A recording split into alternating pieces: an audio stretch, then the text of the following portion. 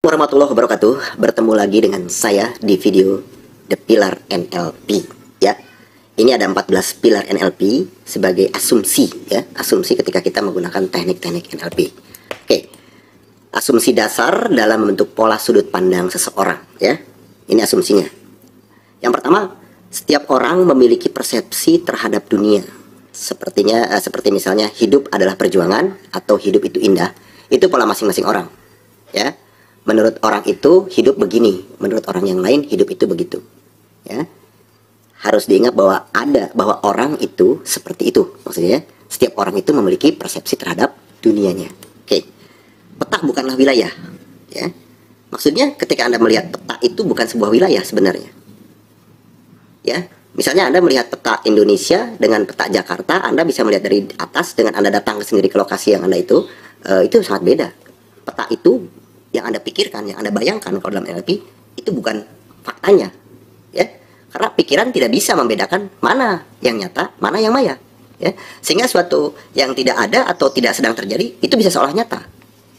Misalnya ketika orang mengatakan dari pengalamannya ya, dari peta dunianya, dari persepsinya, misalnya bisnis itu adalah sulit karena dia melihat banyak yang gagal, maka sebenarnya itu bukan sedang terjadi pada dirinya gitu. Tapi seolah-olah kalau dia melakukannya akan terjadi. Itu kan maya, tidak nyata. Walaupun dia melihat dari sebuah kenyataan. Kenyataannya itu adalah bukan kenyataan dia, kenyataan orang lain. Gitu loh.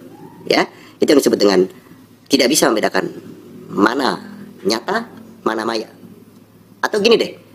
Ketika Anda mendengar curhat kawan, ya. Curhatnya begitu emosional sambil menangis. Tiba-tiba Anda ikut menangis. Padahal itu cerita saja yang sudah terjadi dan tidak sedang terjadi. Tapi perasaannya masuk, Anda ikut menangis, bergetar, saling berpelukan. Oh iya ya, oh kasihan ya. Atau Anda membuat sebuah imajinasi yang belum tentu kejadiannya. Dengan inner talk, Anda duduk sendiri, Anda melamun, gimana ya hidupku besok, lusa. Dia ngelamun. Dia masukkan informasi-informasi negatif ke dalam dirinya. Seolah-olah bakal terjadi dan akan terjadi, padahal tidak sedang terjadi. Ya, itu hanya sebuah pikiran saja. Itu yang saya maksud dengan pikiran itu tidak bisa membedakan mananya yang nyata dan mana yang maya. Gitu ya. Tapi kalau dengan emosional yang tidak nyata dipikirkan secara emosional dan benar-benar terasa oleh kita, maka itu bisa benar-benar terjadi. Ya, nanti bagaimana pikiran neuro itu bisa melakukan hal itu saya akan sampaikan dalam video yang namanya modeling ya. Oke, kita lanjut yang ketiga. Selalu ada maksud baik dari tiap tingkah laku. Semua perilaku manusia itu pada dasarnya untuk mempertahankan dirinya, membela kehidupannya, tapi dengan cara yang berbeda. Ya kan?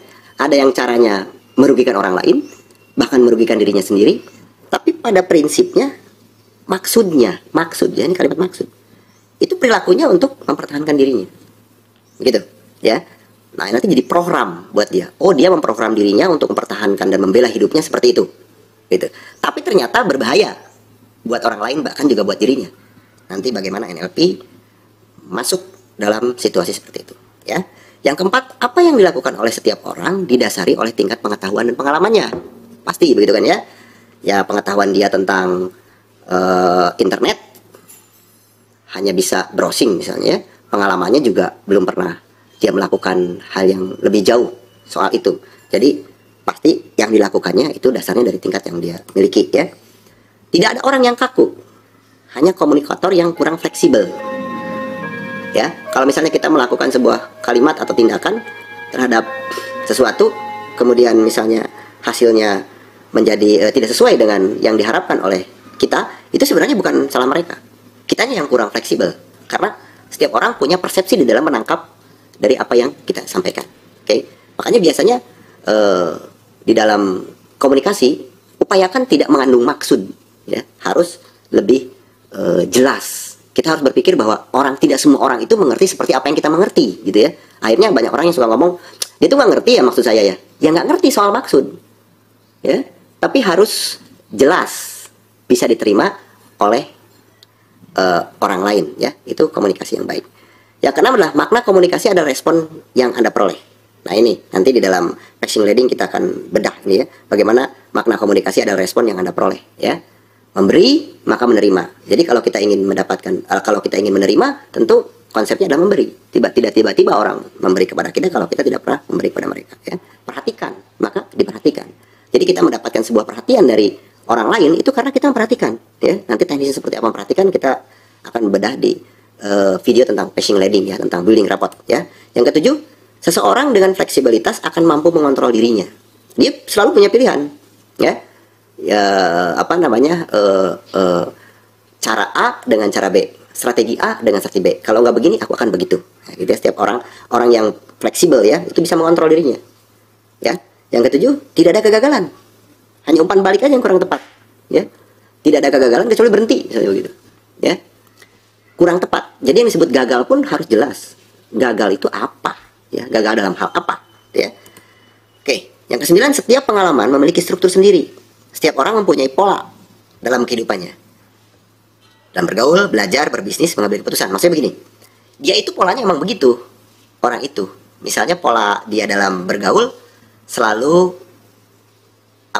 memposisikan diri yang lebih ya. Kalau dia belajar, dia selalu belajarnya ingin selalu dengan musik. Polanya begitu dia. Kalau berbisnis, dia bisnisnya selalu ingin cepat-cepat kaya, ingin cepat-cepat meledak, ingin cepat-cepat mendapatkan hasil yang besar gitu ya, lebih cenderung ke serakah.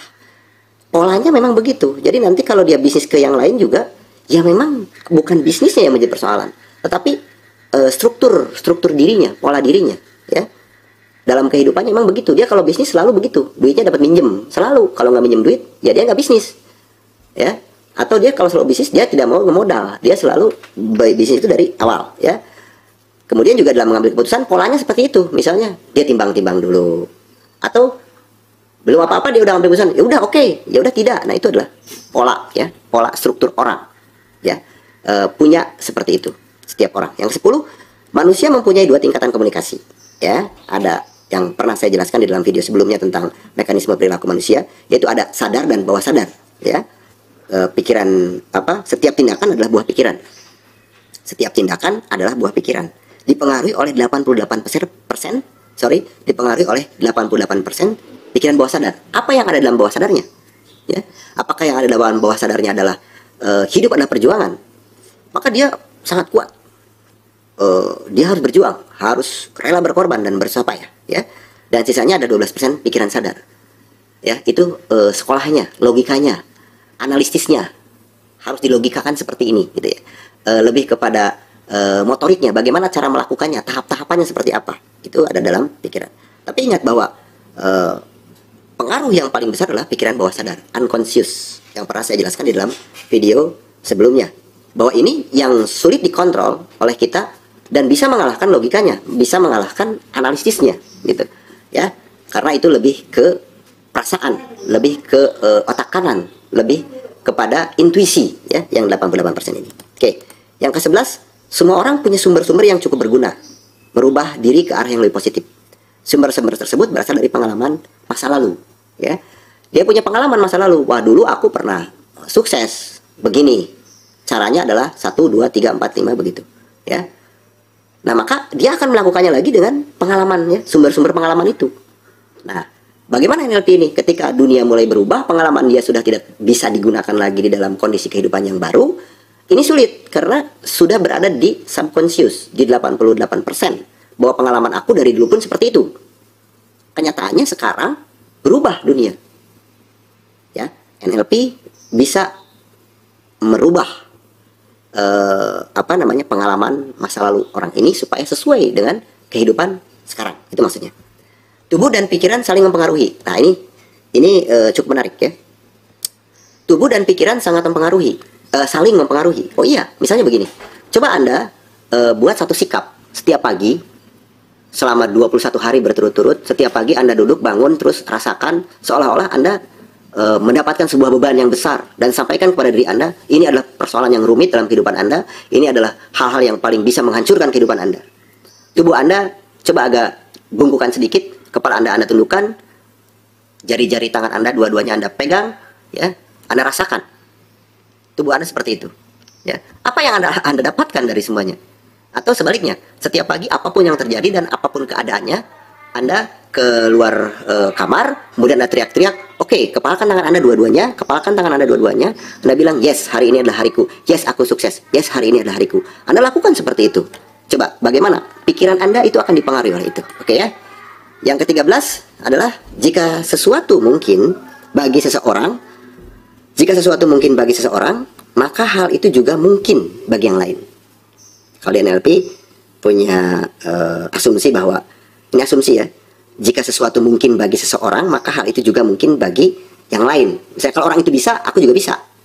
Nah ya, ini dalam NLP itu ada program pikiran yang bisa dilakukan itu. Namanya metamodel ya, bukan metamodel, modeling. Maka jika meniru program pikirannya, maka akan bisa melakukan perilaku yang sama. Nah, ini biasanya terjadi di keluarga, di orang terdekat. Biasanya kalau orang tuanya, salah satu orang tuanya adalah pebisnis, itu anaknya menjadi pebisnis. Karena itu dilakukan dengan cara meniru program pikirannya. Awalnya meniru program pikirannya. Ternyata buah pikirannya itu bisa melakukan seperti apa yang dilakukan oleh orang tuanya. Seperti itu ya. Oke. Dan yang terakhir, tidak ada yang salah, maka siap bertanggung jawab. Maksudnya, ya setiap orang merasa bahwa apa yang dia lakukan adalah benar. Dan dia mau bertanggung jawab terhadap apa yang dia lakukan. Dia yakin betul bahwa aku melakukan ini benar menurut dirinya. Maka dia siap bertanggung jawab. Ya, oke. Saya kira itu the pilar NLP ada 14. Nanti dalam video selanjutnya kita akan bedah bagaimana proses NLP ini bisa benar-benar mempengaruhi pikiran orang lain sesuai dengan apa yang diharapkan oleh kita dan bermanfaat bagi orang itu. Ya, terima kasih. Mudah-mudahan teknik modeling ya, bagian daripada video selling teknik using NLP. Ya, sebelumnya saya mau mengingatkan Anda sebelumnya harus dipastikan sudah menonton video tentang pilar NLP, tentang definisi NLP ya. Kalau Anda belum menonton itu, Anda akan agak sedikit kebingungan ya mengikuti teknik modeling ini. Oke, kita langsung saja ya. Teknik modeling. Apa itu modeling menurut NLP ya? Modeling menurut NLP. Modeling itu adalah teknik meniru atau memodel orang lain, yaitu tokoh yang dikagumi atau diidolakan. Nah, ini ya, bagaimana kita memodel mereka. Jadi meniru ya. Manusia itu adalah makhluk peniru ya. Ya coba saja kita bisa berjalan itu kan awalnya meniru dari orang lain, dari orang tua kita. Oh, seperti itu cara berjalan ya. Kita makan, kita melakukan aktivitas itu semuanya sebenarnya kita meniru dari manusia lain ya. Nah, setiap orang yang sukses ya pasti memiliki sebuah pola tindakan ya yang bisa ditiru atau diduplikasi oleh orang lain. Jadi saya sudah menjelaskan di dalam mekanisme pikiran orang bahwa tindakan itu adalah buah dari pikiran ya. Tindakan adalah buah dari pikiran. Nah, kalau kita adopsi, kita duplikasi, kita tiru ya data-data pola pikirnya, cara berpikirnya, maka itu akan menghasilkan sebuah pola tindakan. Dan kalau pola tindakannya mengarah kepada sukses, maka kita akan bisa meniru kesuksesannya. Kurang lebih begitulah seperti menurut teknik NLP ini ya. Yang pertama, pola tindakan yang sudah dikodifikasi ya, ditulis urutannya, merupakan sebuah peta atau jalan yang sudah terbukti dapat mengantarkan sang idola menuju kesuksesan ya. Ya sudah, orang ini misalnya sudah terbukti sukses di bidangnya, maka kalau kita ingin menjadi orang itu, tirulah ya. Tirulah petanya, jalannya kemana, ikutin alurnya ya. Bagaimana mengikuti alurnya, bagaimana kita memodifikasi memodelnya, nanti di dalam video kedua setelah ini akan kita kupas bareng-bareng ya, langsung kita praktekkan. Yang kedua adalah peta itu tentunya dapat digunakan oleh siapa saja. Maksudnya peta apa sih? Jejak ya, jejaknya bisa dipakai siapa saja. Jadi begini, di dalam teknik NLP, dalam teknologi mind, di dalam teknologi otak, bahwa ketika kita sudah menginginkan sesuatu, maka neuron otak kita ini akan membentuk sebuah peta jalan yang menuju ke apa yang kita inginkan. Begitu ya. Nanti lebih jelasnya akan saya jelaskan akan kita lihat di dalam praktek di video selanjutnya, gitu ya. Nah, yang ketiga, anggap saja bahwa tindakan yang terpola ini udah sebuah teori yang sudah teruji lah oleh orang yang sukses itu ya. Minimal gitu oleh orang dirinya. Nah, teori tersebut tinggal digunakan saja oleh kita atau oleh siapa saja yang ingin menjadi seperti idola. Ya, kita tinggal ikuti. Ya kan? Nah, bagaimana pola mengikutinya ini? Nanti di dalam video selanjutnya akan saya jelaskan ya. Akan lebih kita kupas lebih dalam lagi tekniknya apa yang pas gitu ya. Oke. Nah, kata kuncinya, ini ada kata kunci. Kata kuncinya, jika Anda bisa membayangkan dan merasakan, maka Anda bisa mewujudkannya. Nah, bagaimana mewujudkannya? Nanti ya. Yang terpenting Anda bayangkan saja dan merasakan saja. Ada orang yang berpikir begini, lah itu ngapain mimpi-mimpi begitu? Semua diawali dengan mimpi, ya. Produk yang laptop ini juga awalnya tidak ada, hanya ada sebuah bayangan, ya. Ya, rasakan bahwa ada sebuah alat yang bisa dibawa-bawa, bisa membuat sebuah program apapun mudah dinyalakan, sekalipun tidak ada listrik misalnya, dia bisa jalan. Waktu itu mungkin bayangannya seperti itu. Dan rasakan coba itu ada. Bagaimana caranya? Nanti sempurnanya Tuhan Allah menciptakan manusia itu seperti itu. Jadi otaknya tuh tahu sendiri nanti bagaimana dan apa yang harus dilakukan secara detailnya, ya. Nah, apalagi ini kita tinggal memodel, tinggal mencontek, tinggal meniru gitu ya. Seperti apa dan bagaimana dari awal mulanya, ya. Oke, yang pertama itu yang dinamakan disosiasi, ya. Disosiasi ini merupakan piranti untuk melihat sebuah objek. Lihat dulu, ya kan. Kemudian oh itu barangnya. Oh, seperti itu barangnya, ya. Ada kemauan. Kita ingin mendapatkan, misalnya kalau rumah seperti apa bentuknya, ya, warnanya seperti apa. Semakin detail kita semakin bisa, dan semakin kita bisa membayangkan, ya, itu semakin bagus. Nah, awalnya saja sudah jelas, baru 12% loh kita sudah punya keinginan.